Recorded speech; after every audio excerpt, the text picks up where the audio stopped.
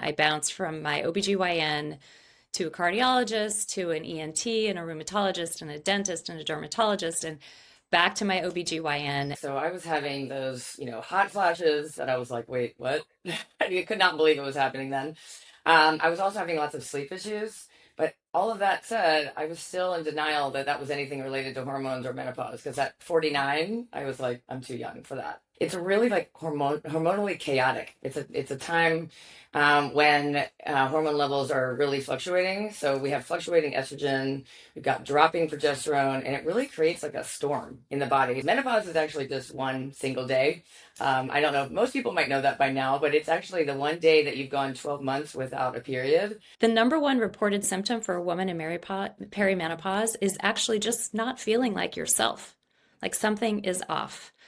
And I think that's why I was like, is this life? Like, is this just me not sleeping because I'm stressed and these teenagers are driving me crazy? Or is this because of hormones? And I was just happy to get an answer and not because of a test. I wanted to add just a little bit of something to add to that because I think what Sure. the next result is that that women are really frustrated because what they've been doing for so many years, I mean, maybe even decades, is not working anymore. And they're Yeah. like, what? I haven't changed anything. What is happening right now? Yeah. But that has to do with hormones. And again, if we'd been prepared, we would have understood that a little bit better and not, felt like it was our fault. I Great. just think, we don't need to be thin and frail. We don't want to be thin and frail. I mean, that's not going to set us up for a long, healthy life. So I think it's important to be thinking about strength. I like to remind everyone that estrogen is anti-inflammatory. It is, I mean, again, way more powerful than we ever knew. It was just doing its thing. We just didn't even realize it. I mean, totally took estrogen for granted for so long. But then when it starts to decline, then we have more inflammation because of it being so anti-inflammatory. It does feel like a lot of women are like running on empty all day, and then you get to nighttime and you want to sleep, and you want to chill. But the brain is actually, on fire and you're replaying every conversation you've had for the last 2 weeks. Perimenopause is actually really similar to puberty, but it's in reverse, but it's equally as chaotic, and in many ways it's a little bit more dramatic. So I think just remembering what that was like and understanding that we are in a normal hormonal transition time, and it is part of being a woman and a hormonal being to have a little bit more self-compassion. It's not a character flaw. It's not a sign that something's deeply wrong with you. It's your brain genuinely adapting to a new hormonal reality, just like it did in puberty. Well, I think something that every woman needs to know is that heart disease is actually the number one killer of women after menopause. It wasn't before. It was for men, but we catch up to men at this stage, and that 1 in 3 women will die of heart disease. But the problem is that a lot of the data was misrepresented, and there was a media frenzy, and overnight hormone use dropped like to zero. I think just because it's a natural process in a woman's life does not mean that we have to suffer about it. Not all doctors are created equal when it comes to menopause care, and you can't assume that your OBGYN is up to speed and up to date on everything, because menopause is sort of a self opt-in education program for doctors. Doctors in medical school at best get 1 to 2 hours of menopause education in medical school as an OBGYN. Research out of Yale that you might have heard about from Dr. Becca Levy that talks about this, attitude toward aging, and that it shows that we can gain 7.5 years of our life. We get 7.5 years more if we perceive aging in a positive way versus a negative way. And I think reclaiming this chapter for women changes the world.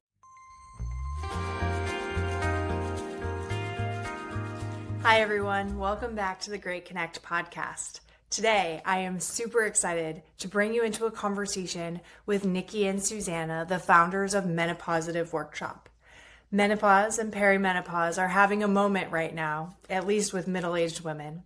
And this topic is so important, not just for middle-aged women, but for those who support, love, and care about middle-aged women as well, which I'm pretty sure means every single person on the planet.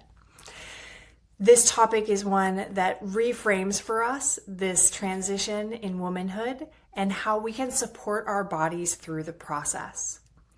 Nikki, as an integrated health specialist, and Susannah, as a registered dietitian nutritionist, are here to help you think holistically about this transition in your life and what it truly means as a whole body system transition, not just one system within your whole body. This is a conversation where I certainly learned a lot, and I think you will as well. Join me for this amazing conversation and share what you learned in the comments. You can find Nikki and Susannah and all their offerings in the Holistic Health Hub at holistichealthhub.app. Now, let's dig in. All right, welcome back to the Great Connect. Hi, Nikki and Susannah. I am so excited for this conversation today. Welcome to the Great Connect. Thank you. Yay. We're so Thank you excited so to be much. here. We're so Thanks so much excited to for be having us. here. Oh my goodness. It is my pleasure because this is obviously a topic that hits me close to home. And so it's one that I look forward to exploring with you and to be able to share with all of our listeners. We're diving into perimenopause and a little bit about menopause too, because obviously they're linked together. And you are co-founders of Menopausitive Workshop. So you have a breadth of knowledge that I am hoping we can navigate today to give everyone a little bit of a sneak peek into what to expect and how to navigate this amazing transition in life. So thank you for being here. Oh, Thank you're you. so welcome. So Thank you. before we dive into all of the things behind the scenes and some definitions and all the sciencey stuff, when did you kind of come upon this realization that hormones are more involved in our health than we were ever taught?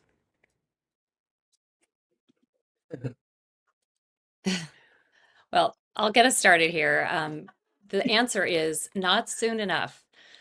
In perimenopause, I personally had a myriad of really strange health symptoms that sent me traveling from doctor to doctor, trying to figure out what was going on. I bounced from my OBGYN to a cardiologist, to an ENT and a rheumatologist and a dentist and a dermatologist, and back to my OBGYN. And we together started having conversations around all of the symptoms. And she proposed that I try hormone therapy. And it has really been helpful for me. But my big takeaway here was I'm an integrative health educator. That's what I do for work. How did I not know Yeah. that this was coming? Yeah. How Oh did my that miss gosh. me? First, just the bouncing between all of those specialists like hits. Like it's just so many, like We hear just it all the time. Unfortunately, it nope, hits so many of not that us. one, not that one. Nope, that's not it. That's not it. That's not it. Okay. And look, I'm back in the beginning again. And let's see where we Yeah. go this time around the circle. What about you, Susanna? Yes. Anything specific for you? Yes. Mine was a little more classic. So I was having those, hot flashes that I was like, wait, what? I could not believe it was happening then. I was also having lots of sleep issues. But all of that said, I was still in denial that that was anything related to hormones or menopause. Because at 49, I was like, I'm too young for that. Like, that's Yeah. not me. So no one was talking about it back then. And our mother, my mother, but our mothers, we realized, and Nikki and I kept talking to each other about this. I mean, they weren't talking about it. No one was really talking about it. And this is a while ago. It was like 7 years ago now. But we were just curious, like, why wasn't anyone talking about it? And we just knew we were not alone. So that's why we got into this work. And we started Menopausitive Workshop then. Well, a few years later, actually. But we're just, we thought this was really important to talk to women and find out what's going on and also share with them what is going on. Mhm. Okay. And kind of when we got things started, we realized that there's actually this big knowledge gap where women's midlife health exists. And that knowledge gap and that sort of alone feeling leaves us feeling like without any resources, not sure what to do. And so then it impacts our ability to thrive as we age. So our business model is really to fill that knowledge gap and empower women and create a I cultural love shift that. around the It's menopause transition. those gaps.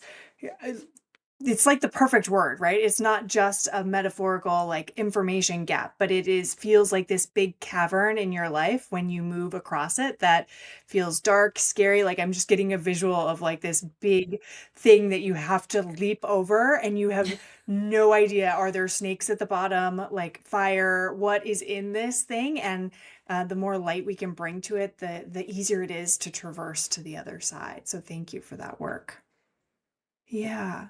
True. So with that Absolutely. being said, let's look in the cavern. Let's shine our flashlight down there. Let's first start with when we say menopause, what does that mean? Like we throw around these words sometimes, right? With the expectation that everybody understands what that actually means, but until you get to that moment in life where you're like, "Oh, everybody said this, but when, how, it doesn't just like the light switch doesn't just go on one day. Talk to me about what is menopause.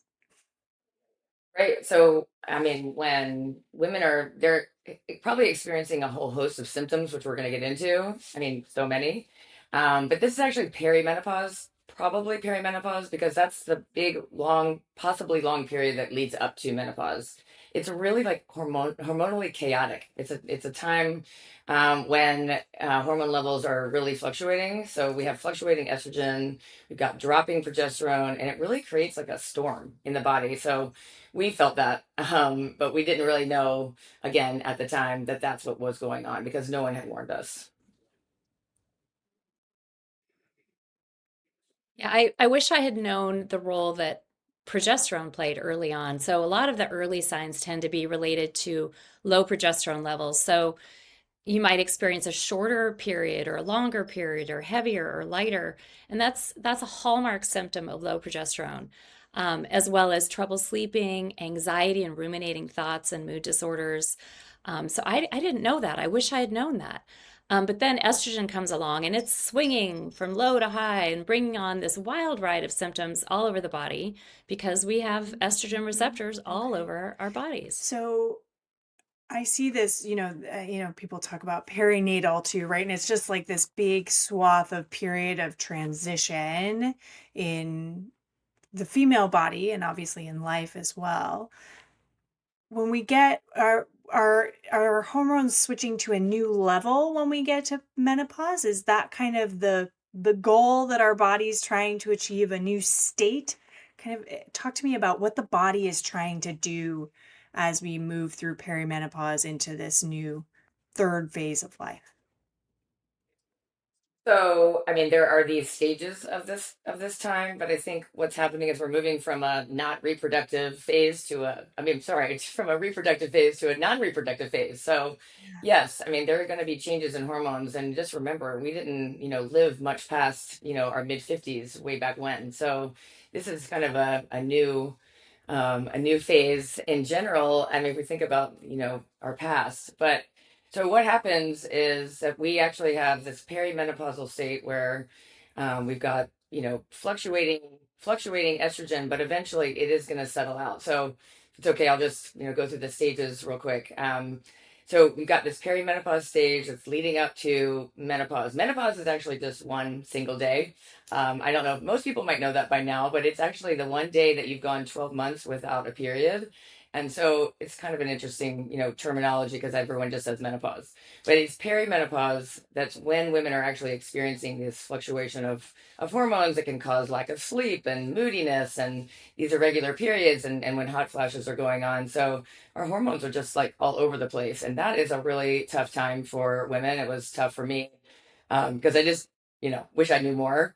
I just wish I'd been prepared. And that is our goal, is to really help women prepare for this time. But after that one day, then we have postmenopause, and that is actually the state that we're going to be in for the rest of our lives. And we do hear a lot that women will say, "Oh, I'm actually past that. I don't need to pay attention to hormones anymore. I don't need your workshop because I'm done." And we just laugh because, well, we don't laugh. We just we know this is actually a more important time to get information and figure out like what's going on, because that low estrogen and low progesterone actually causes some health issues with our bone density, our heart health, our brains. and metabolic health as well, and that these will actually need more attention now at this stage. So yeah, we like to really, talk about those stages because I think women need to know more about exactly what's happening in their life. Yeah. We kind of can't talk about stages without also talking about some statistics around menopause, because I think it's really important to remember that every single woman goes through menopause, every one of us. And right now, there's more than 1 billion women worldwide going through menopause or in a menopause transition who are navigating exactly what we're all navigating. It's not a niche experience. So it's really important to remember that, because it's a universal passage in a woman's life, and yet so many of us feel like we're going through it alone. Something else to know is that in our country, the average age of menopause is 51, and the average period of time that perimenopause can last is 2 to 14 years. So if you look at that, that can put you in perimenopause in your mid 30s. And that is a point, I don't know about you, but I didn't know what perimenopause was. And if anybody said it to me in my 30s, I would have been like, what? Why are you talking to me about menopause? Like, so I think there's just a real, back to that information gap. There's just this real cultural stigma, a lack of knowledge. And, when you start looking at the statistics and when you start thinking about that every woman goes through this, we really need to get this education so that we can band together and power through. I think the important takeaway here is you're not alone, you're not imagining it, and you're absolutely not powerless. The not alone, it's one of my favorite things to anchor people on. We are all humans, all going through this experience. So if you're experiencing it, most people are usually experiencing it as well, right? Like, um, it's so important. I love that statistic of the 1 billion because wow, yes, that's wow. Yes. Oh my gosh. Yeah. Okay, so Yeah. we touched a little bit on then the stages and the transition, and that was personally really helpful for me to hear. It's a one day, like, oh, I have now reached this 1 year cycle of check.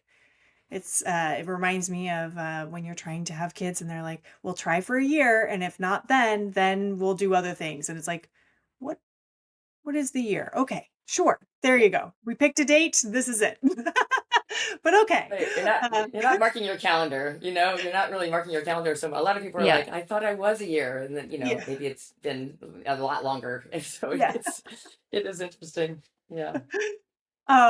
Okay, so Yeah. if we're navigating all the things, what are these symptoms? Because I've heard long lists of symptoms, and wait, all these are connected to hormones. Like, help us get there. What should we be looking for? Yeah. So there's so many crazy symptoms. And I think that's one thing that Susanna and I learned in all of our work is now they're saying there's more than 60 symptoms of perimenopause. 60. It's crazy.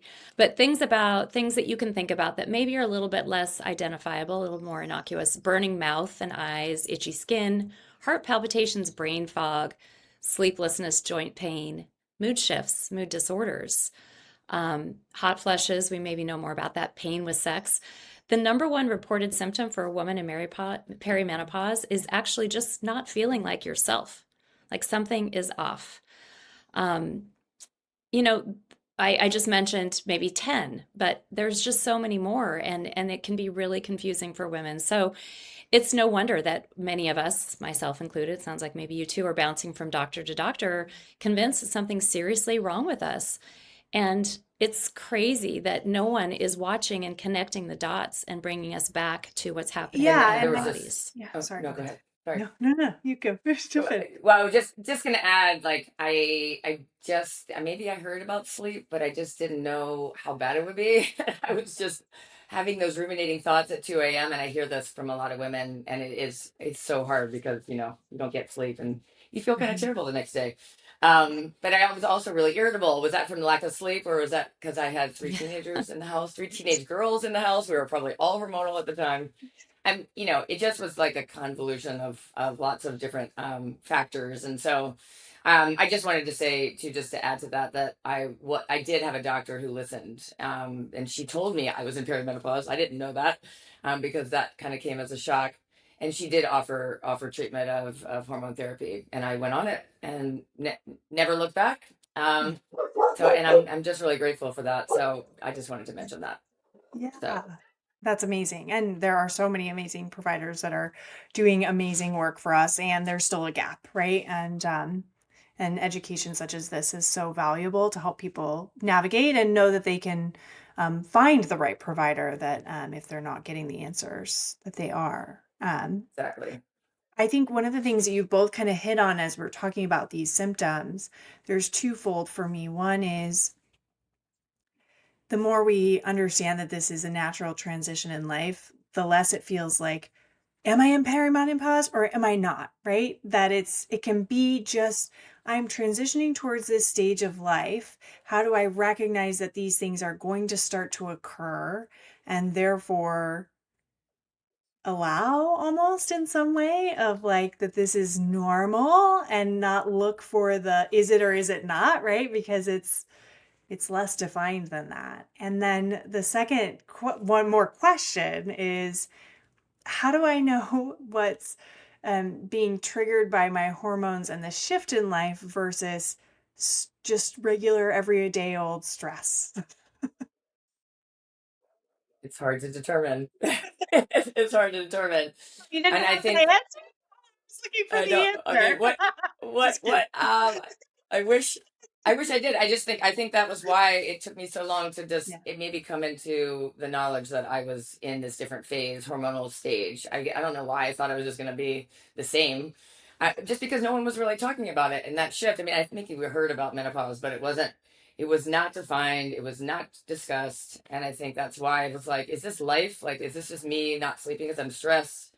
And these teenagers are driving me crazy, or is this because of hormones? And I was just happy to get an answer, and not because of a test. I will say testing is not, the reliable method of figuring out that what stage you're in, and maybe you've heard that before, but your hormones shift so much and change so much even within days or maybe even hours of each other. So we've just we've been told, and we feel strongly that getting a test is not going to be the definitive answer, because many women might take a test and it actually says negative, that they are not in menopause, when in fact they're experiencing many symptoms. And the symptoms are what we want to treat. We want to make sure that women are not suffering and that treatment is necessary. I mean, we need to be functioning at high levels at this point. So Yeah. anyway, just wanted to say that about testing, but I think it's hard to discern, is this life? But I think, if, like you said, if we normalize this now, and educate women now before it happens, then it gives women a lot more to work with, and not to feel like they're crazy, because I think that that's unfortunately a word that's used, whether we feel it or people think we are. So, Yeah. Yeah. and Nikki, And I think also like knowing that there are supports available and women getting supports, then women will be able to figure out what's life and what's hormones, right? Like if we can actually get supports for our hormones and get support for the symptoms that we're experiencing, then we'll know which is which. And like for women who need to really know, that will be helpful. But I just think that we all deserve to have the conversation. We deserve to know the treatments that are out there that are available for us to help us really manage our life, because midlife is an extremely busy, stressful period of time, Yeah. and Yeah. it deserves support. We deserve support. Yes. That, yes. Um, it is, yeah, I was like, yes, woo, yes, yes. Yes I to like all ran out that. of words just because I was really soaking in that comment. Yes, that is it.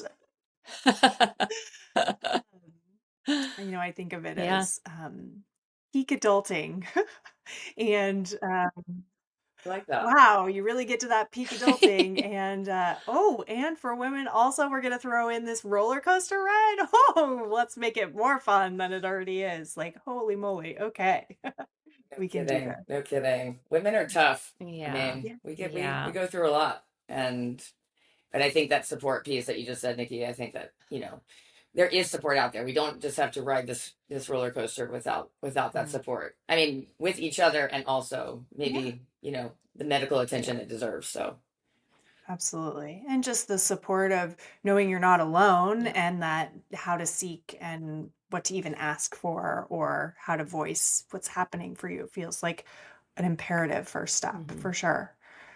sure.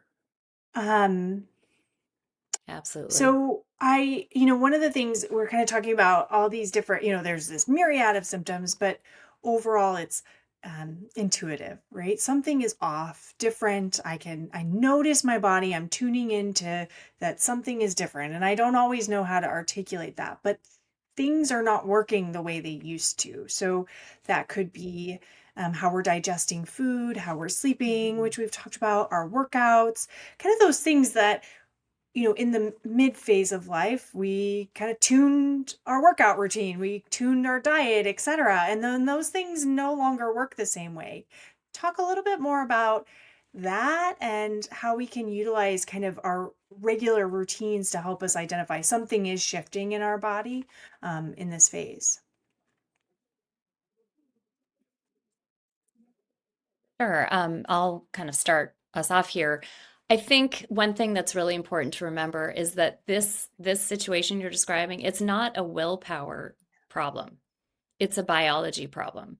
So before menopause, our hormones were doing a lot of the work for us to help us manage our weight and our stress and all the things. And after menopause, exercise and during perimenopause too, because we're fluctuating and dropping, after all of that, exercise has to become the hormone replacement in terms of the signals that our body needs to do the work. So, you know, the 40, 30-year-old woman who was doing an hour of moderate cardio 5 days a week is going to do better when she switches to 3 days of strength training and 2 days of sprint interval training and then actually schedules in rest days. So it just has to look different because our body needs different signals, a little more intense signals to do the work that it is made to do. Just wanted to talk about sleep again. 'Cause I think a lot of I was really, really, it was very important to me to figure this out. And I, again, it's been a work in progress, but, I think it is important to understand that progesterone is a hormone that has a really, calm sleep promoting effect. So when that drops, falling and staying asleep becomes harder. So I think that that's a factor that's played a role in a positive role for me taking it because that's helped me with my sleep. It's not it's not doesn't take care of it 100%, but it has definitely helped. But then when someone's having hot flashes and then night sweats, that's gonna wake someone up at night, and maybe multiple times a night. And as we said, next day isn't so great because they've just not slept well. So this is like, I mean, we know sleep is just a factor in our longevity, so we have to pay attention to it. We have to I wouldn't say fix it, but improve it as much as possible. And we know like CBT for insomnia is actually the gold standard for fixing this, in case other things don't work. So that's something else to consider if women are struggling with sleep. Mm. Yeah, and another thing it just comes to me that we need to be aware of is the changes that happen in our gut microbiome. And I think probably most of your listeners have heard about the gut microbiome and kind of how it's important. But our hormones actually have a direct impact on our gut microbiome. So the fluctuating and declining estrogen really disrupts the diversity of the gut microbiome and the balance. And the balance and diversity is actually the hallmark of a healthy gut that helps with our immune system and just our general health and function. So when we have that dysbiosis and that imbalance, problems can really add up. It can lead to chronic inflammation and disrupts our appetite and our hormones and directly impacts our metabolism, really affects how our body processes calories from food, where it stores fat, hello, belly fat, and how well it manages insulin. So all of this can happen independently of your diet, and it feels like the things that you've always been doing and that worked for you are no longer working. But you can be eating well and still struggling because your hormone shifts are really impacting your gut microbiome. That's fascinating. Uh, That's really interesting. yeah. I did not, that is new information to me and Yeah. new insight that, especially as gut health is, kind of has a good PR team and lots of people are talking about it, right? Like, how do we take it to the next level, which is, for Yeah. women in particular, it's shifting. So, wow, I can't wait to learn more about that. Thank you. I wanted to add just a little bit of something to add to that because I think what Sure. the next result is that that women are really frustrated because what they've been doing for so many years, I mean, maybe even decades, is not working anymore. And they're Yeah. like, what? I haven't changed anything. What is happening right now? Yeah. But that has to do with hormones. And again, if we'd been prepared, we would have understood that a little bit better and not, felt like it was our fault. And that a lot of women will say at this point, well, I need to eat less and exercise more. And that is actually not going to be very helpful. In fact, it can make things worse. So we really need to be thinking about, moving away from a weight loss and, being thin mantra to going to, being stronger and being, building our strength, building our bones, preserving our brain health, because all of Mhm. that's going to help with quality of life going forward. We really want to be focusing on strength a lot more. Yeah. Yeah. Yeah. I kind of like shout out to Mother Nature for like, yeah, let's be strong women at the like in the last phase, and that being kind of the transition that we get. Not that we haven't been strong the entire time, but I really love this push towards it just feels like an embrace and strength. Like, yeah, I got this. I can do this, and that just feels cool. Yes. That message seems to be getting louder, and we're so Yes. happy about that. I Agreed. just think, we don't need to be thin and frail. We don't want to be thin and frail. Mhm. I mean, Yeah. that's not going to set us up for a long, healthy life. So I think it's important to be thinking about strength. Yeah, love it. Love it. Okay.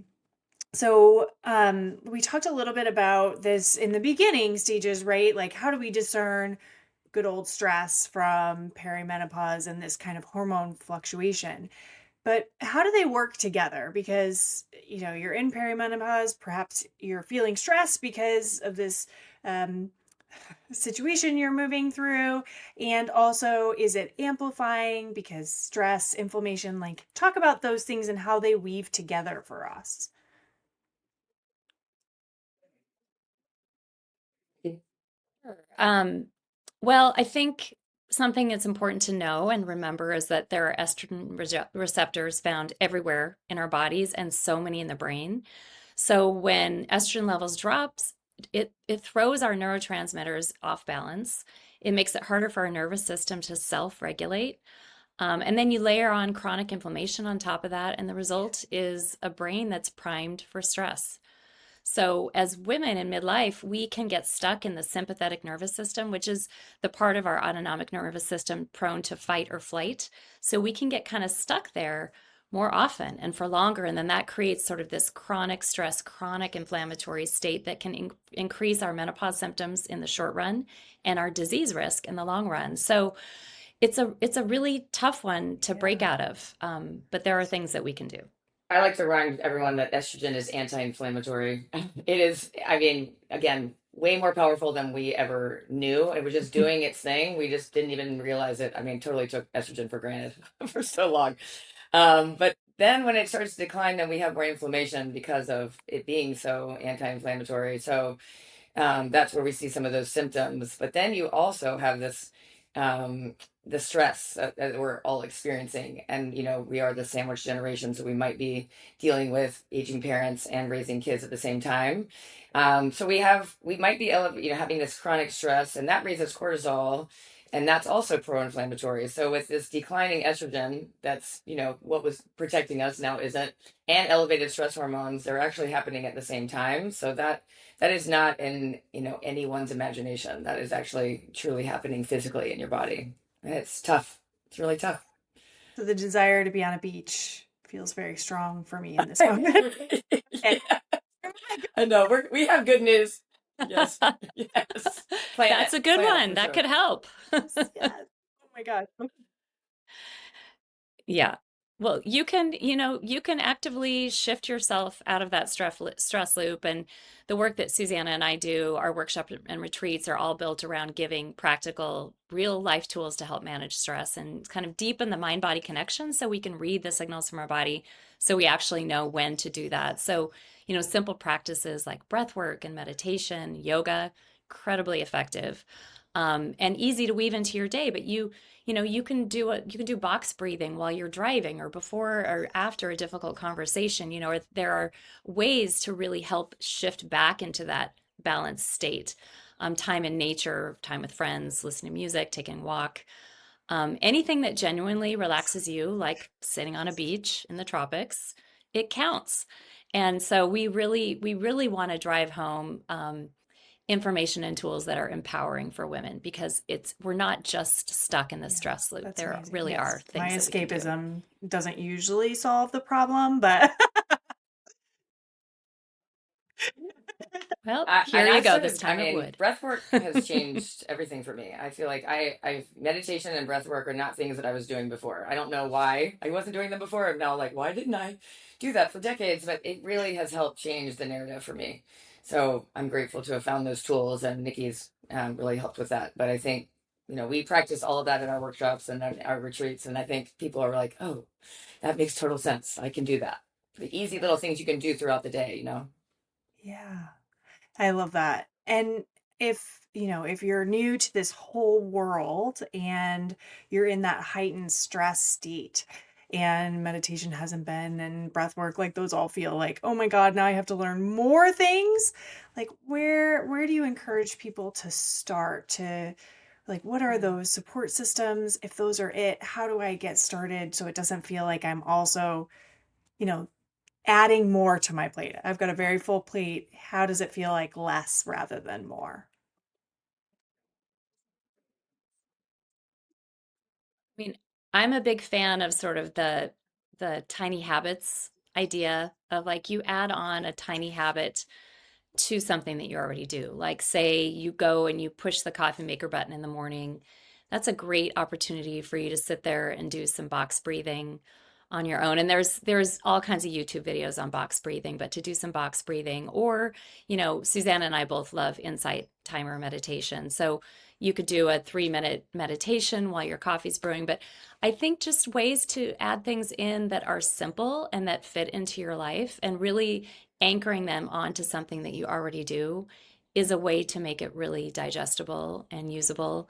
We really emphasize simple tools in our workshops because we are busy women and we understand what it feels like to be a busy woman. So we really believe that you got Yeah, to start with what love you'll that. do Love that. and go from Building there. that muscle up so that it starts to work for us rather than us having to push it along the path. That makes sense. Are there any, we're Yes. talking about inflammation Yes. and we talked a little bit about the gut. So I'm kind of curious if there are any power foods that are super supportive for women in this phase. Is there anything that we might be able to start bringing in that maybe we didn't before or we rejected before, perhaps? And that could be really. I'm so glad you Susanna. asked. I'm just a little biased on the nutrition front. But yeah, I think that women can get overwhelmed by this too because they're like, well, I have to eat this and I can't eat that. And they think they have to cut a lot of things off their list and avoid this. So I really do like the concept of adding more than subtracting and restricting. So the two main nutrients that I like to focus on and I think are really important for everyone, but in particular midlife women, are protein and fiber. Let's just start with protein. Protein is getting all the love right now. We've all heard about protein, and I think maybe to a fault where people are starting to tune it out. But I do want to emphasize that it is important. But when you're hearing things about protein donuts and Pop Tarts and protein chips and even protein soda, I'm like, oh my gosh, things are getting out of hand. So we really need to just kind of ignore all of that noise and get to the point that protein is really important for us as we are aging because our estrogen is declining Mhm. and that is causing us to lose some lean muscle mass and that it's not that protein is by itself is going to just get in there and build your muscle. We do have to do that weightlifting that we talked about too, but the protein really helps preserve that muscle and we might need a higher percentage of that than we either are eating or we were eating in the past. So I just say pay attention to how much you're eating and let's try to probably get a little bit more. We have lots of guidelines about that in our workshops, but really just we know we probably do need to be eating more than what we were before. And then fiber, which I think needs a better PR team because it's just kind of ignored. I think people think it's kind of boring, but fiber is what is actually feeding your microbiome. And I just am fascinated by the fact that 70% of our immune system lives in our gut. And that is just like sort of amazing to me and needs to be addressed. So we really know that a high fiber diet is going to be helpful for reducing colon cancer and breast cancer and heart disease and type 2 diabetes, and the list goes on and on. It's obviously helping with our digestion. It's just doing a lot of work. So all we need to do is just eat more plants. And I just like to say a plant on every plate. But I think, if people cannot get overwhelmed by just like how do I do that? And counting, fiber grams, like I don't really recommend all of that. I just think we know we need to eat more. And if we can just eat more plants more often, that can get us there. I do believe. Yeah. Yeah, that's I plant on every plate. First of all, alliteration, yay, that makes me happy. And two, um, without like this plant is better than that plant, or like then I'm in the like doom loop of how do I be perfect at putting the right plants in the right moment. For Right. me, that's always really hopeful to make it very simple, that my only Yeah. goal is to try and find a plant to put on my plate for this meal, and that feels achievable. Okay, good. I don't like when women feel overwhelmed by nutrition and just by these things that they have to do more of because the social media messages are really intense and just the world is, now we're talking about menopause, but it's almost gotten so much that I think women are feeling overwhelmed and maybe just set it all aside because it's too much to deal with. So trying to break it down and make it a little bit easier, I think, is our Yeah. goal. Yeah. I mean, it's that meme, right? Where like, okay, I can't do this. Oh, nope, Yeah. I can't do this. I can't do that. I can't do that. Okay, I'm just gonna sit on the couch and eat Doritos. Like I'm done. Exactly. That's not where I want to be. I do want to make progress, but when I feel like Yeah. it's yeah, overwhelming at every turn, or I can't seem to do Overwhelming. it right and everybody's telling me what I'm doing Yeah. wrong, then it can feel like Yeah. why? Why put myself through it? Yeah. And this feels like an Right. important Yeah. moment to not have any Yeah. more overwhelm in our lives. Yeah. Yeah. Yeah. And judgment. Yes. Yes. Yes. Yes. Which And comes back to Exactly. A judgment. that lot one more billion women. self-compassion.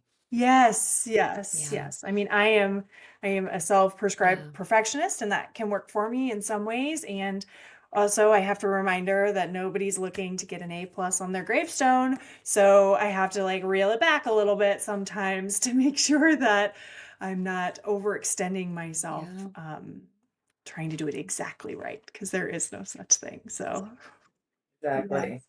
that is that is it. That's Just So right. feeling That's the feeling work good and right having there. energy and getting through your day without a lot of Hmm. fatigue and I don't know. yeah, That's success. It's like just improving how you feel.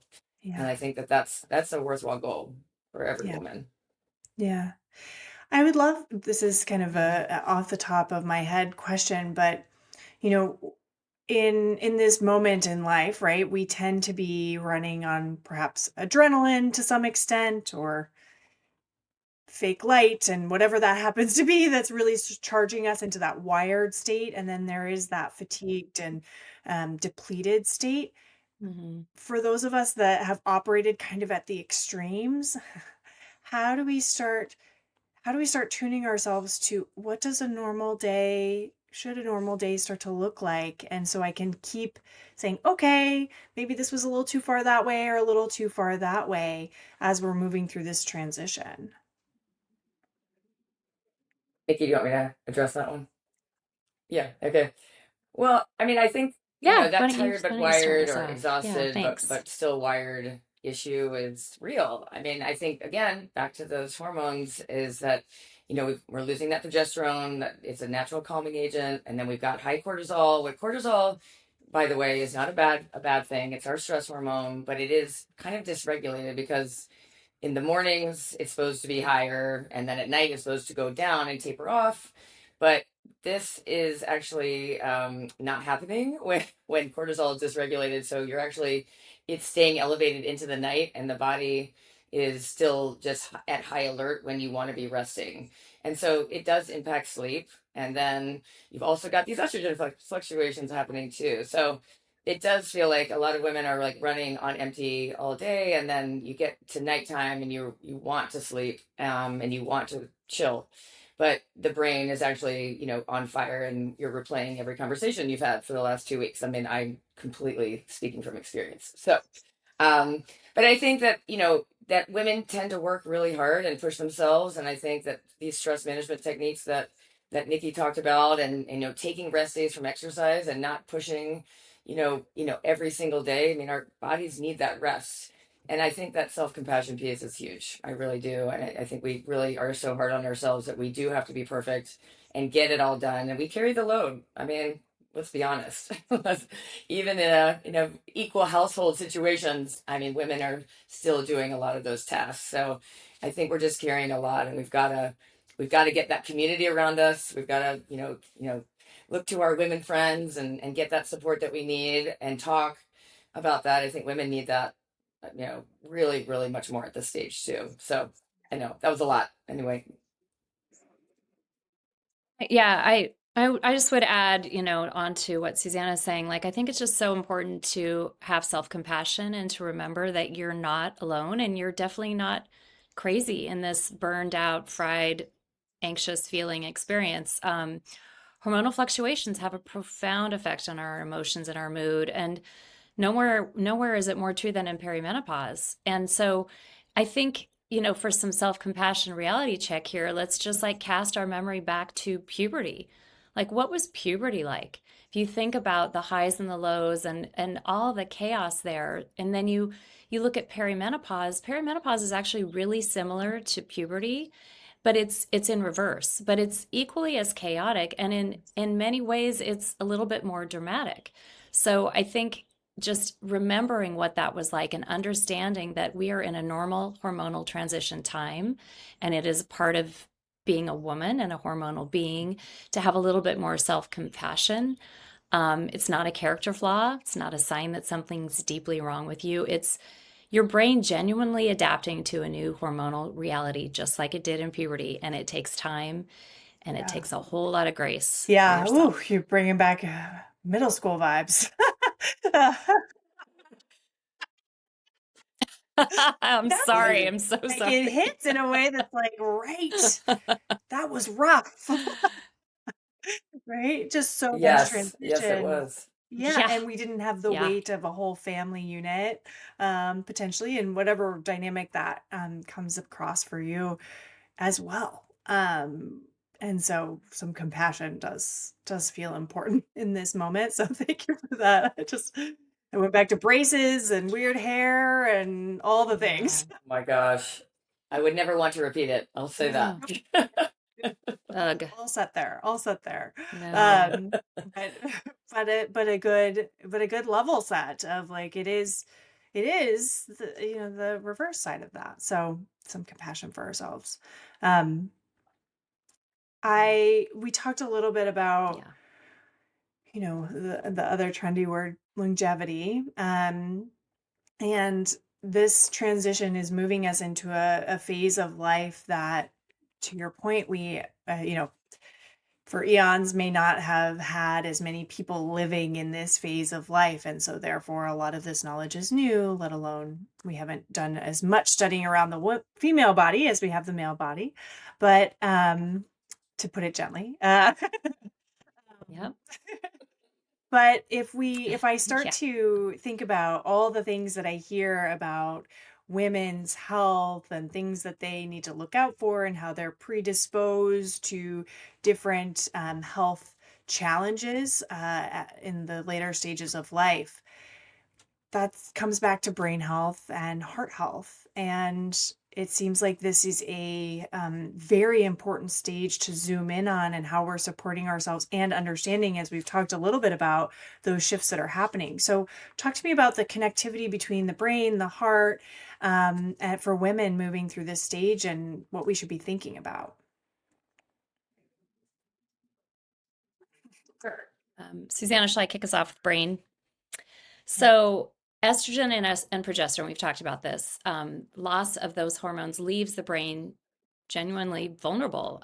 We're talking about brain fog and mood shifts and mood disorders, neurotransmitter dysfunction, inflammation, disrupted sleep, and this vulnerability can trigger new or reoccurring mood disorders like anxiety, depression, ADHD, and OCD. So if you have a history of having that, or maybe you had developed some of that when you were in puberty, or maybe postpartum, you are newly vulnerable or vulnerable again. So it really can have, a brain impact. It also predisposes us, this hormone loss, to chronic inflammation, which makes menopause symptoms worse. I mentioned this already in the short run, but it actually takes a toll on brain health in the long run. So it's another reason why we really need to manage our inflammation and our stress, is because there are these long-term impacts of ongoing chronic stress. And then, another thing that we want to mention is that, speaking of long-term health, there's real research that links the menopause transition to Alzheimer's risk. And, 2 out of 3 people who have Alzheimer's are women. So for women who have a genetic predisposition, the ApoE gene, estrogen loss may actually be a trigger that activates that risk. And it's almost like the fluctuation or loss triggers that. So it's really important to understand that, yes, these symptoms are really difficult in the short run, but managing them and managing your health in the long run is important, because we do have these vulnerabilities at this time in our brain and in our heart, which I think Like Susannah can talk about the heart. saying more bad news here, but we're going to get to the positives, I promise. Well, I think something that every woman needs to know is that heart disease is actually the #1 killer of women after menopause. It wasn't before. It was for men, but we catch up to men at this stage, and that 1 in 3 women will die of heart disease. So, I mean, I think that's sort of a shocking statistic that when you think about it, you're like, okay, we need to pay attention to our heart health. So estrogen is back in the picture at this point. It has been protective on our cardiovascular system for so long, and it's kept our blood vessels flexible. But with that loss, we see risk rise. We see LDL, the bad cholesterol, go up. And so that's one important piece of it. The other piece that we get very upset about is that heart attack symptoms might look different in women, but not everyone knows that, including physicians. And I think sometimes women get dismissed because they go to the ER with things like fatigue, nausea, like even jaw pain, weird things. They're saying, I feel off, and then they're sent home. And that, very possibly could be a heart attack. But we as women need to be paying that so much attention to how we feel. If we feel off, we need to take that seriously. So, but there is good news, and that is that 80% of heart disease is preventable through lifestyle. And these are all the things that we talk about in our work, but the sleep, the exercise, the nutrition, stress management, I mean, these are these pillars that we keep coming back to because they are protecting our hearts and our brains. And so we just want women to be informed. We want them to get their blood work annually, if possible, and then having that conversation with their doctor about what is going on and how can they minimize their risk. I mean, if we know this is such a big deal, we need to be taking it very, very seriously. And I think, women sort of get freaked out and like don't want to deal. But I think this is the time that we know we need to know our risk and then face it head on and take those steps that we need to take. So. Mm-hmm. And I think it's important to remember that our DNA is not our destiny. That, to Susannah's point, 80% of our disease risk can be influenced by our lifestyle and the choices that we make every day. And that's genuinely empowering. So, as Susannah's sensitive to bringing more bad news, like, the good news is that we have a lot of control here. And education is really empowering and can help us navigate sort of the risk of heart disease, the risk of cognitive decline, the impact of chronic inflammation. I think we just have to be really intentional, not obsessive, not perfect, you and I and our perfectionism qualities, but I think just being intentional, and really the strategy isn't that complicated. It comes back to the fundamentals, the pillars of health that Susannah talked about, that our brains and our bodies are really dependent And on. you're really bringing up for me priority, meaning, we are in a phase of life where we're sandwiched, and we may be prone, for lots of different reasons, to put others above our own health and wellness. And so how do we simply find ways to speak up for our own needs and our own health? Because it isn't just about today, and I can make it through today. Yes, I can make it through today, but if I'm making it through every day, it's really a long-term impact on our our whole body and therefore all the others that we're trying to pour into when we're not pouring into ourselves. So that just seems to be a thread that's so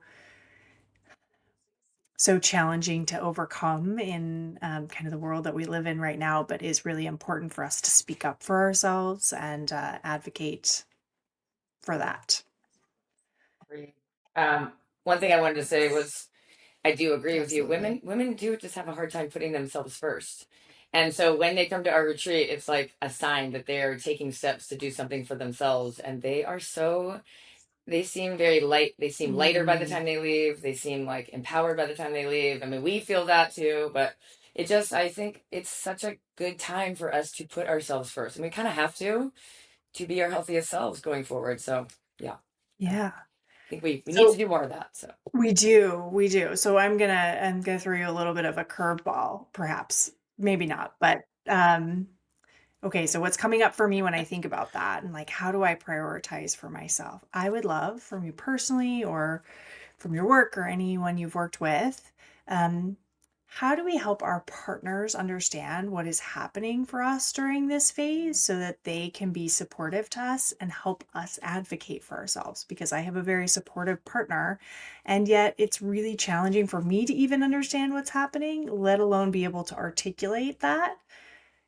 To your point about like being labeled as crazy, right? Or it's changing every day. So for these stable figures in our lives where their day is the same every single day, that's seems boring to me. But how do we help them start to understand and support us? Like I'm genuinely curious for tips in that way. I have some thoughts. I mean, I don't think you and I have talked about this too much lately, Susanna, although we have had a number of women who come to our workshop say, can you please put together a workshop for our partners? And we do workplace workshops, and we've had a number of men in those workshops because they are there on behalf of their partners, which is really very inspiring and touching, I will say, because they want to know, they want to understand. And like you said, like men have a very different experience. They're pretty much steady the whole time.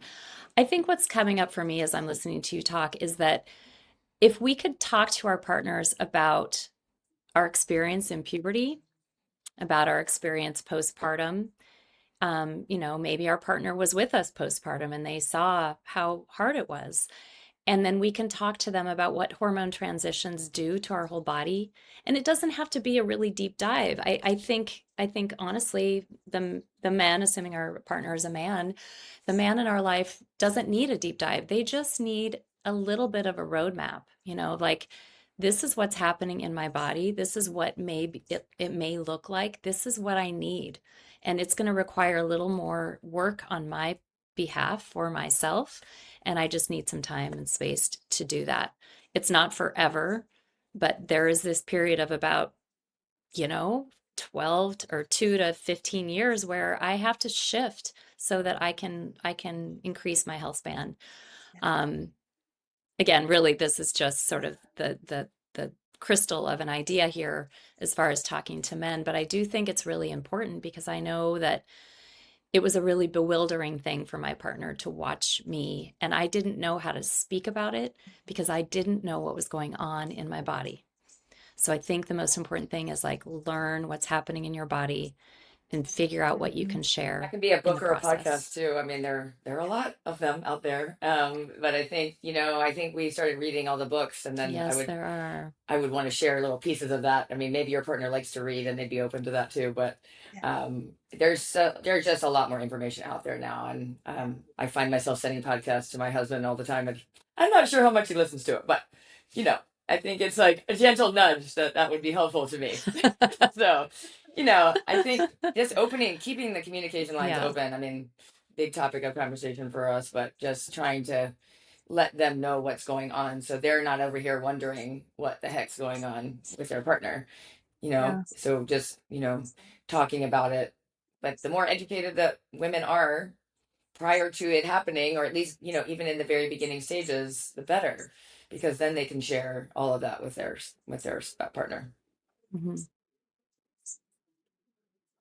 Yeah, and then we know what to ask for too, right? Like if we understand what's happening, we kind of know what we need to do, then we'll know what Mm-hmm. to ask Mm-hmm. for in Yeah, regards to support. the couple of things that were coming up for me as you're saying that is like, okay, if strength training becomes important, how do I verbalize?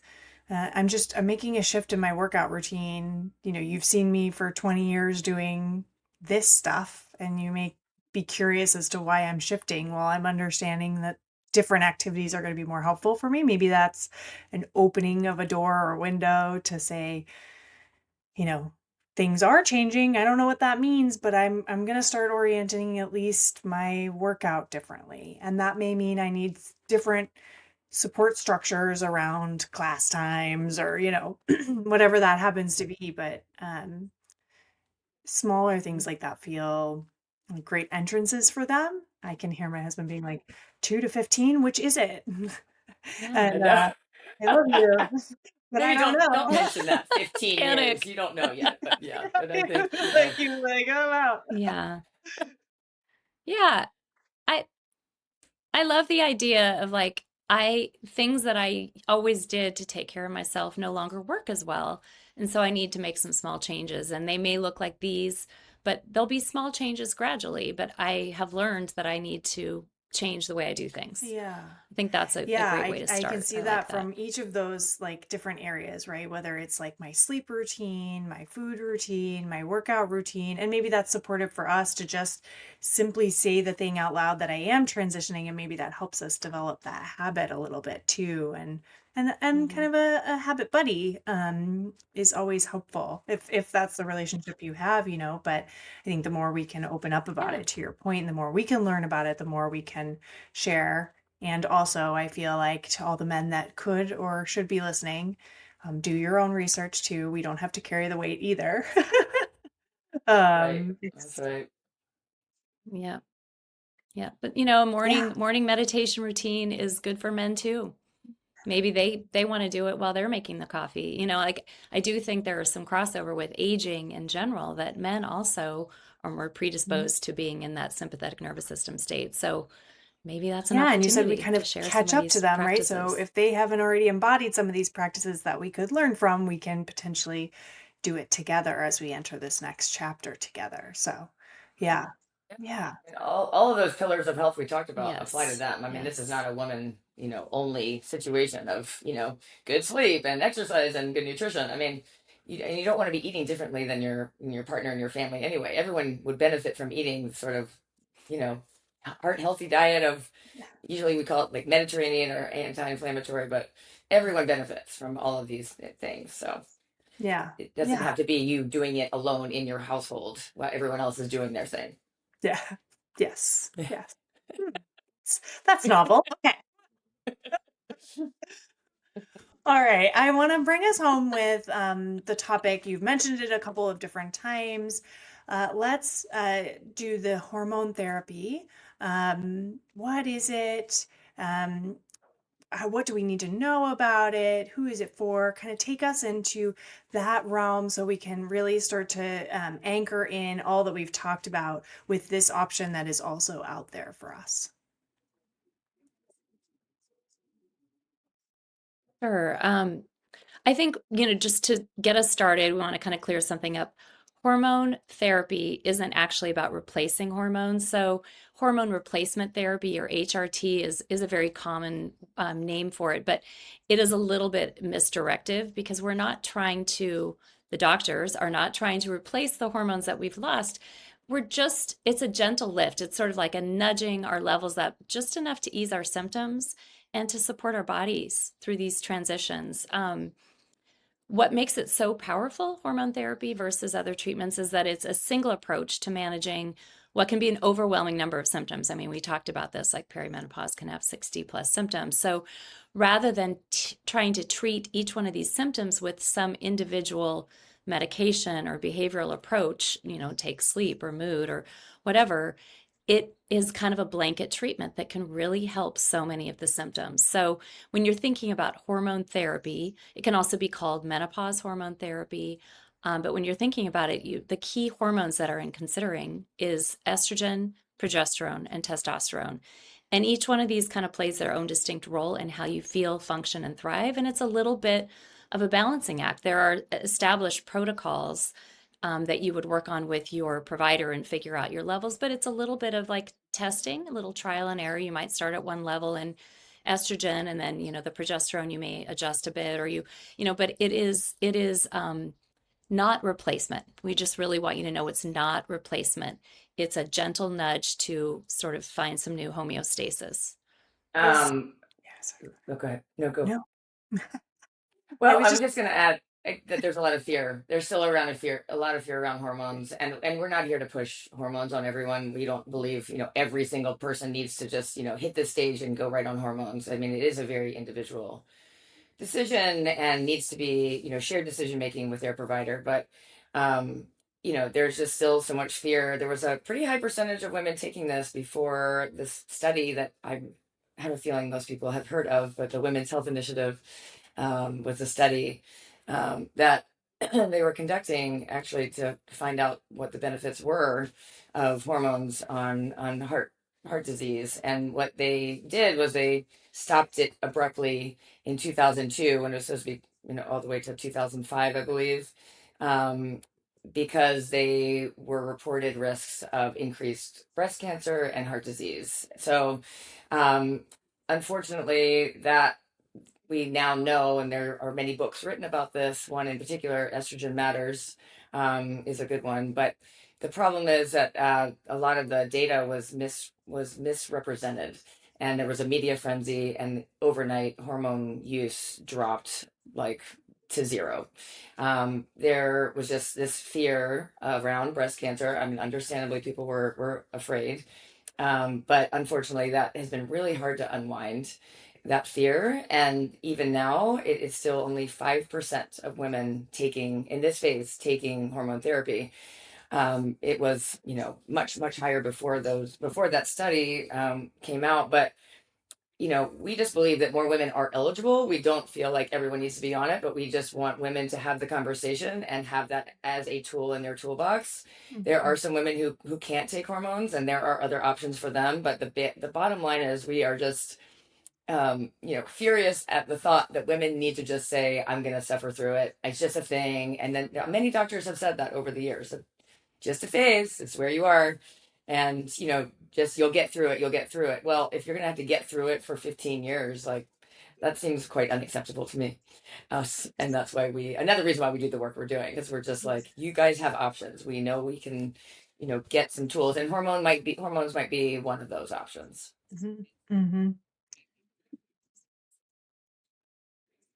I think just because it's a natural process in a woman's life does not mean that we have to suffer out. And that was something that I had to get over personally when my doctor started talking to me about it, because I'm not a big medicine user.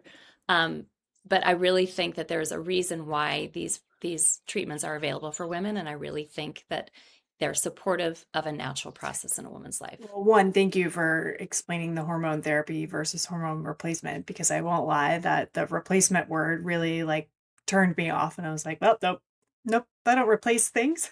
And so that felt right. Like that just gave me a little bit of anxiousness around like how to even understand what was happening there, and so that's beautiful. And it's also really fascinating to me that it isn't a symptom management. Instead, it's actually more of a root cause management therapy, which feels really supportive to think about it if it's the right solution for you in particular, because that is the root of what's happening is your hormone shifting, and maybe there's other things we can do in addition to it. But knowing that it's really trying to target what's creating all the other things is like, wow, that's actually really, yay, good for us. Okay, that's exciting. Yeah. Yeah. It is. Go ahead. Yeah. Go. No, you go. Well, I'm just gonna say I'm so sorry. It's so important to find someone who will have that discussion with you. Yeah. To have a provider who you can have a conversation with. And we've just heard too many stories about dismissal and they just don't do that, and don't prescribe hormone therapy. But I just think a lack of conversation is not quality care. So Yeah. it's really important, and I think you said this earlier, you have to find a practitioner who's going to listen and hear you, and take the steps that you need to manage the symptoms that are interrupting your life, and making it hard to function. So Yeah. that conversation is just so important. I, I, th- I think on that note, like it's really important and we want to make sure that your listeners all know this, that not all doctors are created equal when it comes to menopause care. And you can't assume that your OBGYN is up to speed and up to date on everything, because menopause is sort of a self opt-in education program for doctors. Doctors in medical school at best get 1 to 2 hours of menopause education in medical school as an OBGYN medical school student. So you can't assume that your doctor has this training. They would have to opt in and do one of the many menopause society type trainings, or there's a few of them out there now, but it's really unfortunate, and it's part of that knowledge gap that we talked about, because women weren't studied. Medical schools don't teach it. When medical schools don't teach it, doctors don't know it. When doctors don't know it, they don't pass it on to their patients. It's this whole trickle down thing. So a great place to start to find a provider is with the Menopause Society. They actually have a place where you can go and search by your zip code, and it will show you who is a menopause specialist in your area. So if you're finding that you're not getting that conversation with your doctor, that's a great place to go and to get started trying to find a specialist, because bottom line is we all deserve a provider who takes it seriously, This because it brings is back that serious. strength conversation of maybe I've just let it go, that my provider maybe Yes. didn't listen to me as much as I would have liked, but the rubber's about to meet the road. And now's our moment to stand strong and stand tall, right? And that there are resources out there for ourselves, and it's Yeah. time to advocate for what we need. And I love how you said that about the conversation being the most important part, right? That it doesn't have to be that they or I would prefer that they aren't just this is it or not, or you don't need that or not, right? But how are we having the conversation to find the best solution? And that feels like the sweet spot. So finding the strength to go start lifting your weight Yes. so you can walk into that doctor's appointment and say, this is what I need, and I'm strong and I'm capable of asking for what I need. um Yeah, yeah. agree. Yeah, I love it. Yes. As we tie a little bow around this amazingly powerful, I feel like we've covered so much good stuff. I'm learning a lot and really enjoying this, and I could keep going because I'm like, I have so many tangential questions, but for another day. I heard someone speak recently about the power of grandmothers, and that we're moving into this phase. And it just makes my whole body tingle with happiness thinking about shifting our mindset from this being a negative thing that we're moving through, instead an empowerment moment, and the power of this um, third chapter of life. I don't want to call it the last one because you never know. Maybe we'll add a fourth one. Who knows? But um, any thoughts around kind of what we can embrace in this moment and lean into it rather than um, entering it with fear, or that something's wrong with me? Yeah, I love that question. And this really is the backdrop of our work. We named our business Menopausitive Workshop for a reason, because we do feel like there is a lot of positive around this stage of our lives. I mean, just from the research alone, and when we were diving into it, we were so happy to see some of these things that were, I mean, really inspiring. And one of them was that the research shows that women tend to get happier with each passing decade starting in their 50s. And that was not just surprising to me, but also just, I don't know, really, really inspiring. So it continues through the rest of our lives, and that's really cool. But there's also that compelling research out of Yale that you might have heard about from Dr.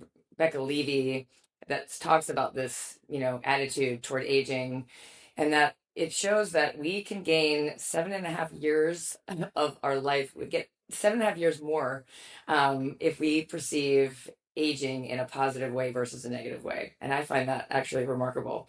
I mean, it just shows that, the way that we think and the stories that we tell ourselves are not just about like feel good philosophy, they're actually shaping our health. That is, I mean, I think that's really powerful. That's absolutely stunning. I mean, I am all for the power of positive mindset, and I'm one of those annoying people that finds the silver lining in everything anyway. So, which I don't find annoying, but I know Not it can annoying. be a bit much sometimes.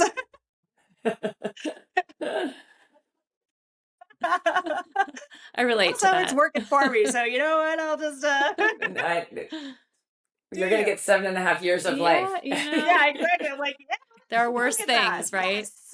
Yes, all day, every day. Yeah, Right. I'm gonna use that one. That's pretty cool. I love that. I love that. This has been such an empowering conversation. So grounded and easy to access. I just adore what you guys bring to this conversation and the work that you do in this world because there's 50% of well, roughly 50% of the population that knows somebody is going through it, will go through it, right? That it's 100% of the population actually. So how do we support each other and move into this next chapter and phase of life like really empowered? And heck yeah, like we got a lot to share, and I think reclaiming this chapter for women changes the world. So thank you for being a part of that. It's really powerful. Yeah, Thrilled to it have the was really opportunity to great to talk to talk you to and you your about all that listeners. too. We find it, we think that this next chapter is just a really powerful one, and we want to, you know, be in our best health, and strive for longer lives, but not just longer lives, but healthier lives as well. Love it. Love it. With that being said, is there anything else you'd like to share with the audience? We'll have all of your information linked in the bio and the description, but just a chance to share any other last thoughts or resources for them.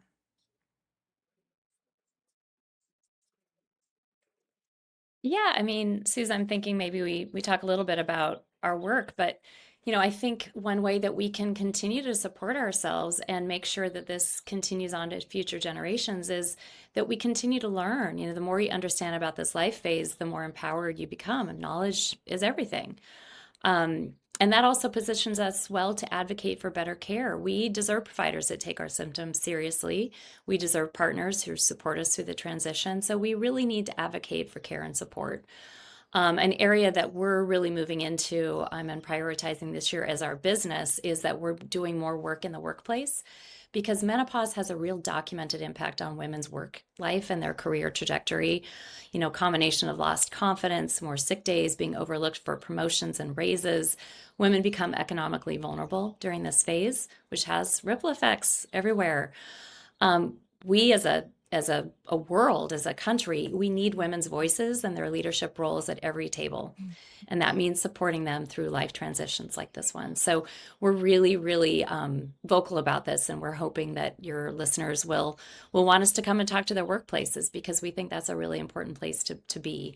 And then just encouraging everybody to build your community, find your people. This journey is so much easier and so much more fun if you're not doing it alone. And then something that we all can do, and Susannah and I are super passionate about this, and we're really trying to catch ourselves, but be mindful of anti-aging language and messaging and cultural stigma that we perpetuate by the way that we talk about people in this phase of life and beyond, because it really matters, not just for us, but for future generations and for our relevancy. And like you talked about, grandmothers and the important role that grandmothers play. So when we adapt our language to be supportive and reverent and powerful, it can really create cultural waves. So it's why we do what we do. We really believe in the education that we offer. We believe in empowerment. We believe on leaning on and lifting up other women in this life phase, and actually younger women. Susannah and I both have daughters. We want them to embody all of this knowledge now, so that when they get to this phase, they know exactly what's going on. They know exactly how to ask for what they Mhm. need, and they power on. I find the normalization of just being a woman is the most ironic and yet important part of my day-to-day life, raising a daughter and a son and, that work. But Yes. this is just Yes. normal. This Same. is just normal. This is how a woman's body works. This is normal. There's no stigma around it. And yet, okay, I can do this. I can do this. But Yes. I feel it. Right. But yeah, Yes. breaking the silence around it Yes. and destigmatizing it and normalizing it. I mean, I think our daughters are going to be well set up for this phase, unlike us. I think they're going to be in a much better place than we were. Yeah. And speaking from our experience, but yeah, hopefully Yeah. they have a lot more tools now, but we want to help do that. That's part of what we do, is providing those tools and that education and the community, of course. Yes. Yes. Love that. Love the workplace, Yeah. the ripples of women, and supporting them. That's just every phase of life feels so important in that way. So thank you for doing that work and taking it into the workplace. Yes. Yes. More of that, please. Yes. Amazing. Thank you, ladies. This has been so amazing. I'm really appreciative for you coming in and having this gorgeous in-depth conversation with me. I know it's going to cast many ripples. So thank you for being here.